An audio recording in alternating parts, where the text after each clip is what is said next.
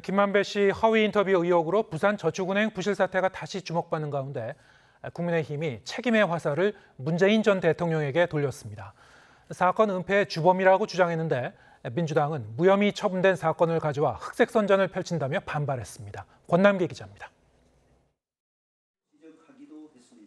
국민의힘은 부산저축은행 부실 사태의 주범으로 노무현 정부 때 청와대 민정수석을 지낸 문재인 전 대통령을 지목했습니다. 지난 2003년 부산저축은행을 조사하던 금감원에 전화해 선처를 요구했고 문 전 대통령 지분이 있던 법무법인은 뇌물성 수임료까지 받았다고 주장했습니다. 부산저축은행으로부터 단순한 빚 독촉 업무를 그냥 해결해주고 4년간 59억 원이라는 뇌물성 수임료를 받은 것도 사실로 확인됐습니다.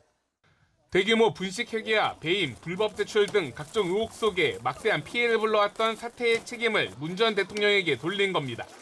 민주당은 곧바로 반발했습니다. 수사 무마 의혹은 10년 전인 지난 2013년 박근혜 정부 당시 검찰이 무혐의 처분을 내렸다며 흑색선전, 꼴불견이란 격양된 반응을 내놨습니다. 과거 윤석열 대검 중수부 2과장이 부산저축은행 불법 대출을 부실 수사했다는 의혹과는 전혀 다른 사건으로 물타기하려 한다는 겁니다.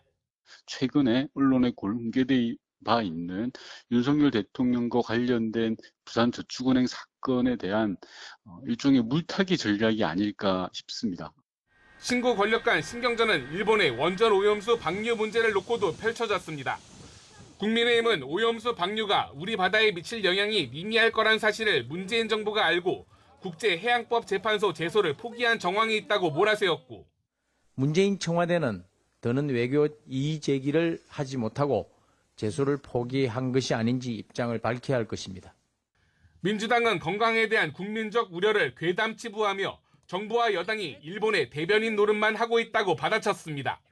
30-40년 동안 바다에 방류됩니다. 우리 다음 세대가 내부 피폭으로 건강에 문제가 생기지 않을 거라고 어떻게 확신하실 수 있습니까? 여야가 첨예하게 맞선 상당수 현안은 전임 정부와 현 정부의 국정 철학과 연결돼 있는 만큼 앞으로도 신구 권력의 충돌은 반복될 가능성이 커 보입니다. YTN 권남기입니다.